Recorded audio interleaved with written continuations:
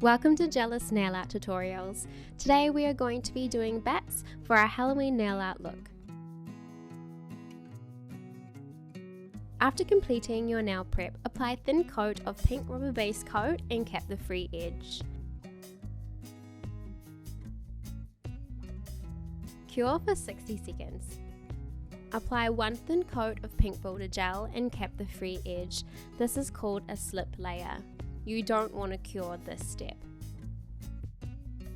Apply a small bead of builder gel and push it towards the cuticle area, making sure it does not touch the skin. Gently move the builder gel from left to right, working up the nail and cap the free edge.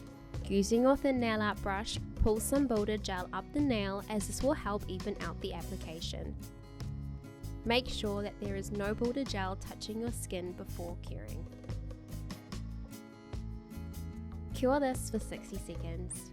If your builder gel has bulked to the free edge, gently file your nails back to shape. Apply nail polish remover to a lint-free wipe and thoroughly clean your nails.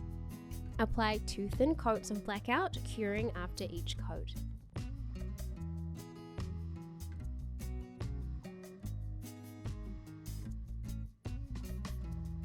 Cure your gel color for 60 seconds. Mix blackout and silver chrome onto your nail art palette to create a silver gel. You can go in with a nail art brush or your dotting tool to mix together. Using your silver gel and thin nail art brush, paint half a circle, ideally just below the center of your nail. Starting at the half circle, paint a long line down the center of your nail and paint shorter lines next to the center line. You will want to repeat these steps on the other side. Using your thin nail art brush, paint a curve to connect each line together, keeping the tip of the line pointed.